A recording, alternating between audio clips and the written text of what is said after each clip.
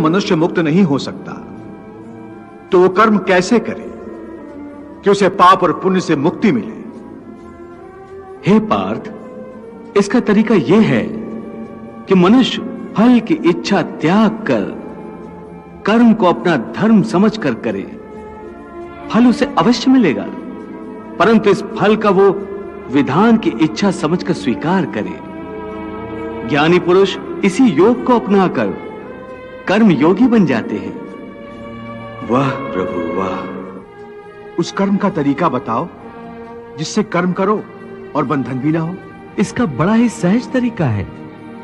तुम कर्म फल में आसक्ति मत रखो। यह कैसे हो सकता है? फल प्राप्ति की इच्छा तो हर कोई करता है। परंतु क्या इच्छा करने से मनुष्य को फल की प्राप्ति होती है?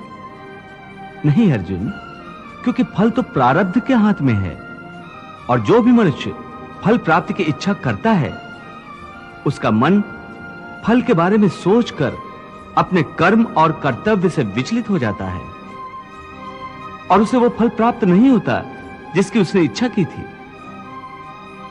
पार्थ, मनुष्य केवल कर्म कर सकता है, फल कदापि मनुष्य के अधीन नहीं है। केशव, यदि फल की प्राप्ति मनुष्य या उसके कर्म के अधीन नहीं है तो कर्म ही क्यों करे? क्योंकि मनुष्य का धर्म है अपने कर्तव्य का पालन करना। इस कर्तव्य पालन के लिए आवश्यक कर्म करना।